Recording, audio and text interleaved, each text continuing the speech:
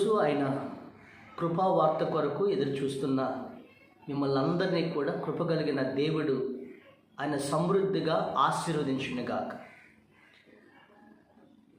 సమూయేలు రాసిన మొదటి గ్రంథం 25వ అధ్యాయం 33వ వచనంలో దేవుడు తన భక్తుడి ద్వారా చెప్తున్న మాట, నీవు ఆశీర్వాదం నందుదువుగాక, నీవు చూపిన బుద్ధి విషయమై నీవు ఆశీర్వదించబడదుగాక అని ఆ స్త్రీని, ఆ భక్తుడైనటువంటి దావీదు ఆశీర్వదిస్తున్నాడు. ఈరోజు మీని, నీ భర్తని, భార్యని, నీ బిడ్డల్ని, నీ కలిగిన సమస్తాన్ని కూడా ఆ కృప కలిగిన దేవుడు ఆశీర్వదించునుగాక.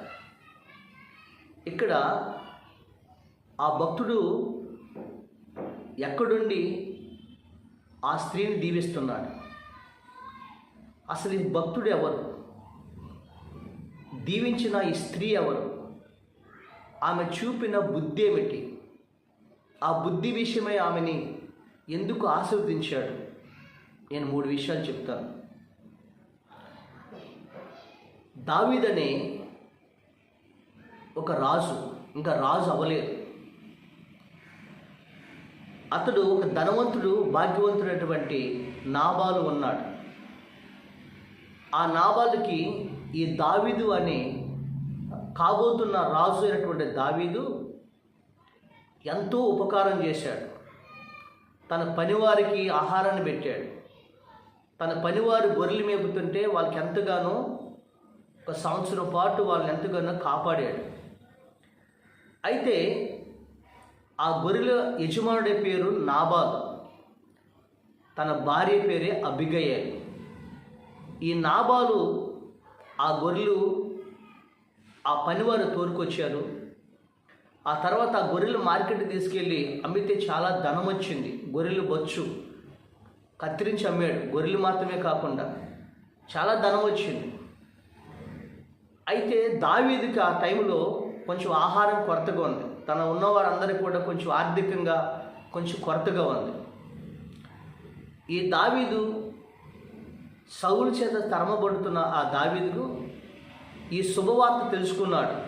ఈ నాబాలు అనే భాగ్యవంతుడు ఆ గొర్రెలను అమ్మాడు, చాలా ధనం ఉంది, కొంచెం మనకు ఆహారం తీసుకురామని ఈ దావీదు దగ్గరటువంటి పనివారిని ఈ నాబాలు అనే భాగ్యవంతుడి దగ్గరికి పంపిస్తాడు దావీదు. అయితే ఆ నాబాలుతో అడిగిన, అయ్యా, మేము శుభదినమున మేము మీ ఇంటికి వచ్చాం, శుభదినమున మేము మీ ఇంటికి వచ్చాం. నా ఏలిన వాడైన దావీదుకు మీకు తోచినట్లుగా కొద్దిగా ఆహారమును పంపించమన్నాడు అని ఈ భాగ్యవంతుడైనటువంటి నాబాలుకి ఆ పనివారు చెప్పారు. అప్పుడు ఆ నాబాలు అంటాడు, ఇది సమూయేలు రాసిన మొదటి గ్రంథంలోనే మనం చూస్తాం 6వ వచనంలో. అప్పుడు ఆ నాబాలు అంటాడు, అసలు దావీదు ఎవడు?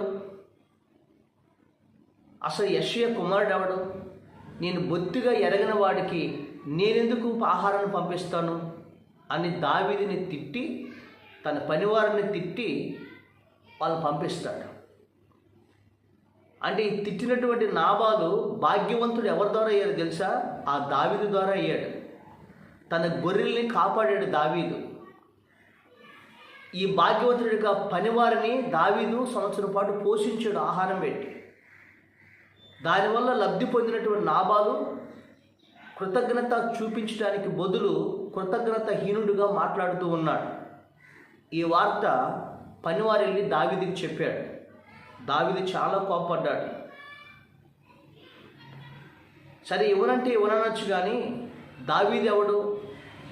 తర్వాత దావీదు తండ్రి పేరు యెషయా. దావీదుని తిట్టాడు, తన తండ్రిని తిట్టాడు, వెళ్ళిన పనివారిని తిట్టి పంపించాడు ఈ నాబాలు. ఆ డబ్బుతో ఏం చేస్తున్నాడంటే రాజులు విందు చేసినట్లుగా విందు చేస్తూ ఇంటిలో తాగుతూ తందనాలాడుతూ ఉన్నాడు. ఇప్పుడు దావీదు, మీరందరూ కూడా కత్తులు తీసుకోండి, మందరం వెళ్దామని దావీదు బయలుదేరాడు. అప్పుడు ఆ వార్త తెల్లవారిపాటికే లాబాలకు మగపిల్లలందరినీ కూడా చంపి వాళ్ళ కుటుంబాన్ని పెంటకుప్పలుగా మార్చేద్దాం అని దావీదు బయలుదేరాడు. ఆయన కాబోయే రాజు, త్వరలో రాజు అవుతాడు. బయలుదేరి సైన్య సమూహంతో వస్తున్నారు. రాత్రిపూట బయలుదేరి వస్తూ ఉన్నారు. ఆ విషయం తన భార్య అయిన నాబాలుకి తెలిసిన విషయం. తన భార్య నాబాలు అంటే గుణవతి, సౌందర్యవతి, ఆమె సుబుద్ధి కలిగినది. పనివారు వచ్చారు, నాబాలు దగ్గర పనివారు వచ్చారు. ఈమె చాలా భాగ్యవంతురాలుగా, మరి అమ్మ ఘోరం జరిగిపోతుంది. ఏం జరిగిపోతుంది? నా యజమాని నాబాలు ఏలిన దావీదుని, తన పనివారిని తిట్టి పంపించాడమ్మా. ఇప్పుడు దావీదు వస్తున్నాడు. తెల్లవారిపాటికి నాబాల్ని, తన కొడుకుల్ని, మగపిల్ల వాళ్ళందరినీ కూడా తుత్తినీలుగా చేసి పెంటకుప్పగా మార్చడానికి చాలా కోపంతో, ఉక్రోషంతో వస్తున్నాడమ్మా అన్నాడు. ఇప్పుడు ఆ నాబాలు భార్య అబీగయల్తో చెప్పారు, అమ్మా నీవే ఈ విషయంలో నీ కొడుకుల్ని, నీ భర్త, నీ కుటుంబాన్ని కాపాడుకోవాలి అని తన దగ్గరున్న పనివారు చెప్తే, అప్పుడు నాబాలు ఏం చేసింది తెలుసా? ఈ విషయం నా భర్తతో చెప్పకండి, ఏలిన వాడితో చెప్పకండి. ఆయన ఇంట్లో తాగుతున్నాడు, తందనాలాడుతున్నాడు. అయితే దావీదుకి ఏం కావాలంట? కొంత ఆహారం కావాలంటమ్మా. రాత్రి అంతా కూడా ఈ నాబాలు దావీదుకి కావాల్సినటువంటి రొట్టెలను పిండి పిసికి రొట్టెలను, తర్వాత దానికి కావలసిన ఐటమ్స్ అన్నీ కూడా చేసి గాడిదల మీద పెట్టి పనివారిని దావీదుకి ఎదురుగా పంపించింది. అప్పుడు ఏమో కూడా గాడిదెక్కి వెళ్ళిపోయింది. వెళ్ళి ఆ దావీదు చాలా కోపంతో సైన్యముతో వస్తున్నప్పుడు దావీదు దగ్గరికి వెళ్ళి మోకాళ్ళ మీద పడిపోయి అప్పుడు అంటుంది, నా ఏలినవాడా, నా భర్త మొరటివాడు, అతని గుణం అది. అయ్యా, నీవు అతన్ని చంపి యెహోవా దృష్టికి ఎందుకయ్యా నువ్వు దోషుడు అవుతావు? నీవెందుకయ్యా? నువ్వు కాబోయే రాజువి, నువ్వు ఘనమైన వాడివి అని ఈ యొక్క భార్య, ఈ నాబాలు అబిగయలి మరి 20:23 చెప్తుంది. అబిగయలు దావీదుని కనుగొని సాష్టాంగపడి నమస్కారం చేసి, అయ్యా ఈ దోషం నాదనించు, నా భర్త చేసిన తప్పు నాదనించయ్యా, అయ్యా నా దోషంలో క్షమించయ్యా, అయినా నువ్వు అతని మాటలు లక్ష్య పెట్టొద్దయ్యా, అతను దుష్టుడయ్యా అని దావీదు కాళ్ళ మీద పడిపోయి అతను బతిమలాడుకుంటుంది, వేడుకుంటుంది. ఎవరు? ఏమో భాగ్యవంతురాలు, ధనవంతురాలు. అప్పుడు వెంటనే దావీదు అంటాడు, ఒక మాట అంటాడు 33 అంటాడు, ఇదిగో నేను పగ తీర్చుకొనకుండా ఈ దినము నా ప్రాణము తీయకుండా నన్ను ఆపినందుకై నీవు ఆశీర్వాదము కలుగునుగాక.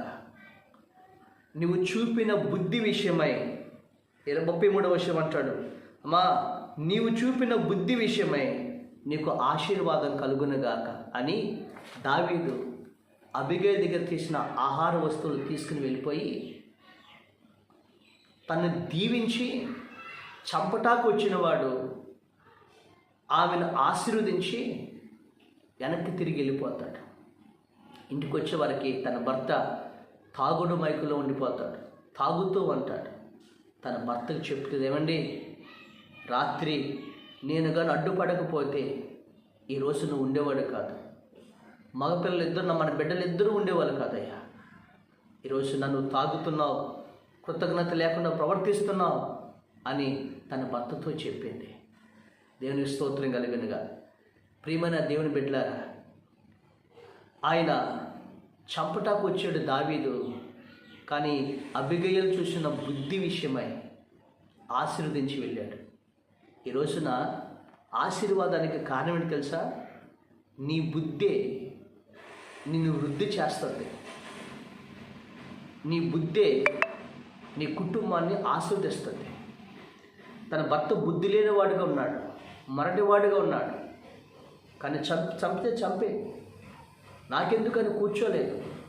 కానీ తను చూపిన బుద్ధి వెళ్ళి పరిగెత్తుకుంటూ వెళ్ళింది, సాష్టాంగపడింది, దావీదు పాదాలు పట్టుకుంది. నా భర్త చేసిన దోషం నా దోషమని ఎంచయ్యా అని ఆ దావీదుని పట్టుకుని సాష్టాంగపడినప్పుడు ఆ దావీదు, ఇశ్రాయేలు దేవుడు ఈరోజు నీ భర్త ప్రాణం తీయకుండా, బిడ్డల ప్రాణం తీయకుండా ఆపినందుకు ఆ దేవుడు నిన్ను ఆస్వాదిస్తాడమ్మా. నువ్వు చూపిన బుద్ధి విషయమై ఆ దేవుడు నిన్ను దీవిస్తాడని చెప్పి దీవించి వెళ్ళిపోయాడు. దేవుని స్తోత్రం. ఆ తల్లి వల్ల తన భర్త ప్రాణాలు, తన బిడ్డల ప్రాణాలు, తన ఇంటిని కూలిపోకుండా కాపాడుకోగలిగింది అబిగయీలు. దేవుని స్తోత్రం. ఆమె గుణము సుబుద్ధి. ఈరోజున ప్రియమైన తల్లి, ప్రియమైన చెల్లి, ఈరోజున కుటుంబాల్లో వచ్చినప్పుడు కుటుంబాలు జాగ్రత్త కట్టుకోవాలి. ప్రతి చిన్న విషయం, ఏదైనా ఇంట్లో గొడవ జరిగితే ఇంటికి ప్రతి చిన్న విషయం ఇంటికి చేరేయకూడదు. భర్త మీద చాడీలు చెప్పకూడదు. భార్య మీద ఇష్టం వచ్చినప్పుడు తాగి చిందులేయకూడదు. ఈ రోజున బుద్ధి కలిగి బ్రతికితే మీ కుటుంబం కట్టబడుతుంది. దేని స్తోత్రం. అందుకని జాగ్రత్త వినాలి. బుద్ధి అన్నమాట. చాలా లోకంలో చాలా బుద్ధులు ఉన్నాయి. ఒకటి ఏ బుద్ధి తెలుసా? ఒకటి సుబుద్ధి. 2 ఉపకార బుద్ధి. ఏ బుద్ధమ్మా? ఉపకార బుద్ధి. ఏంటి? దేవుడి సన్నిధిలో మనం మరి మంచి బుద్ధి కలిగి, సుబుద్ధి కలిగి దేవుడి సన్నిధిలో మనం బతికితే ఆ బుద్ధి నిన్ను ఆస్వాదిస్తుంది. ఈమెను ఆ బుద్ధే దీవించింది. కానీ కొన్ని బుద్ధులు ఉన్నాయి. ఒకటి వంకర బుద్ధి. వీడెప్పుడు కూడా వంకర మాటలే మాట్లాడుతూ ఉంటారు. అత్త అయినా సరే, కోడలైనా సరే, కుటుంబాలు కట్టుకొని, భర్త అయినా సరే, భార్య అయినా సరే, ఆ కుటుంబాలు కట్టబడాలంటే వంకర మాటలు మాట్లాడుకోకూడదు. వంకర మాటలు, గయ్యాలి మాటలు, గయ్యాలి బుద్ధి, సుపనాది బుద్ధి, ఏమంటే దుర్బుద్ధి. ఏ బుద్ధమ్మా? దుర్బుద్ధి. ఇలాంటి బుద్ధులు కలిగి బతికితే వాళ్ళ జీవితాలు పతనమైపోతాయి. హల్లెలూయా. జ్ఞాపకం చేసుకోండి. దుర్బుద్ధి, ఈ బుద్ధులు మనకు ఉండకూడదు.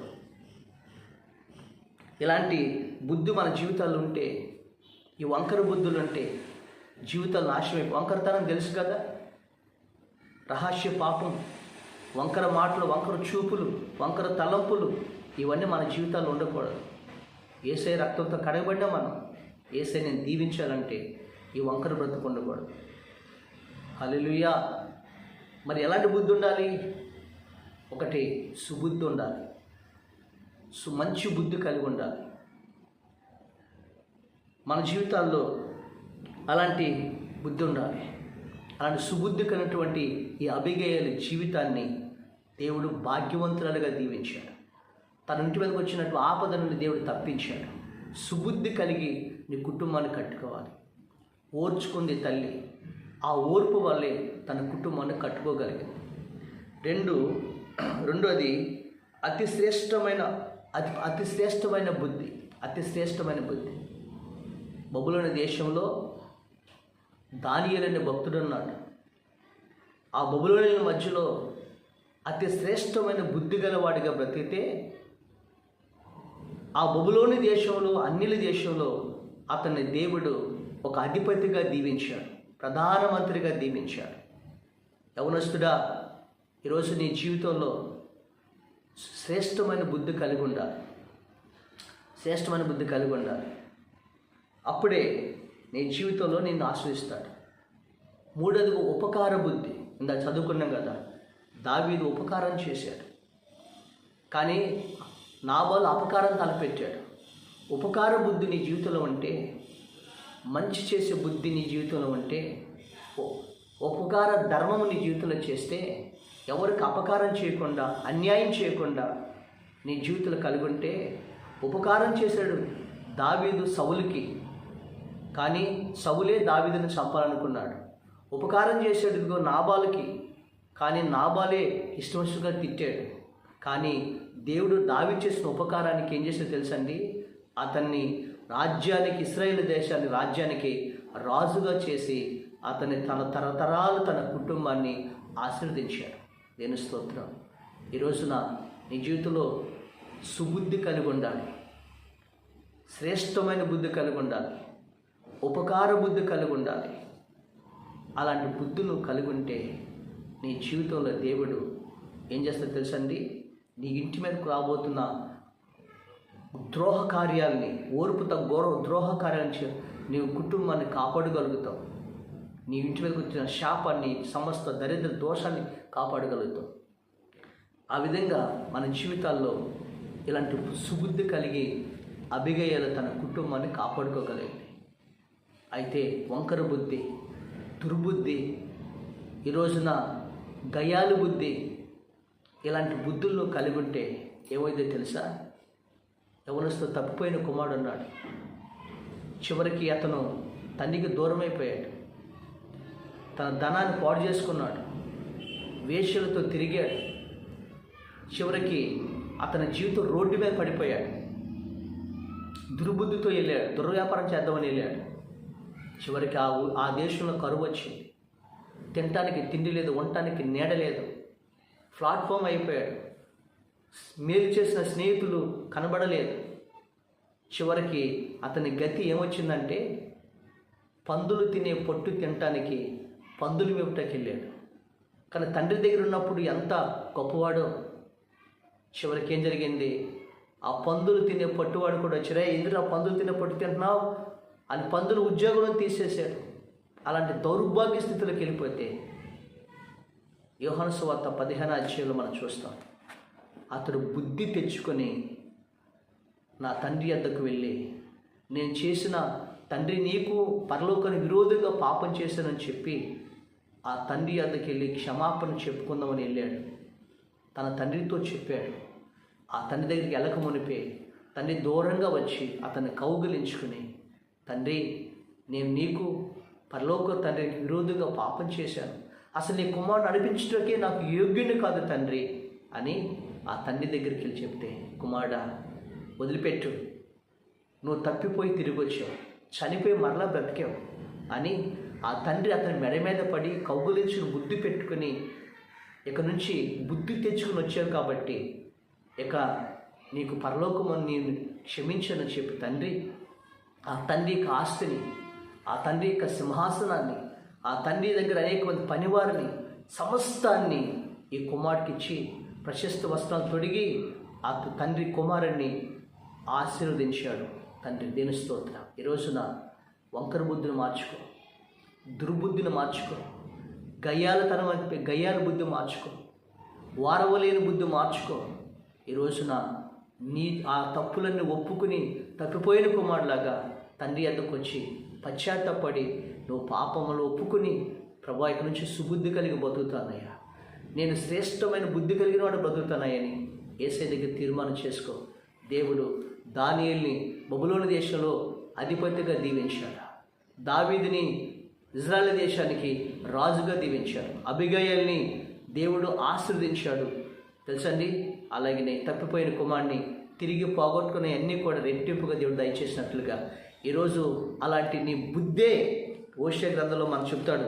ఓషియా గ్రంథంలో మనం చూసినట్లయితే ఒక మాట ఉంటుంది, 13వ అధ్యాయం 13వ వచనంలో, ఆ బుద్ధే నీ వృద్ధికి కారణం. అలాంటి శ్రేష్టమైన బుద్ధి కలిగి బ్రతుకు. నిన్ను, నీ కుటుంబాన్ని, నీ కలిగిన ఉద్యోగ వ్యాపారాన్ని, సమస్తాన్ని కూడా దేవుడు అత్యధికముగా వృద్ధి పొందించునుగాక. ఆమేన్. దేవుడు మిమ్మల్ని దీవించునుగాక. పరిశుద్ధుడైన మా తండ్రి, అలాగ బుద్ధి కలిగి నీ బిడ్డలు నడుచుకున్నట్లుగా వారికి సమస్తాన్ని కూడా దీవించి ఆశీర్వదించమని యేసు నామమున తండ్రి. దేవుడు మిమ్మల్ని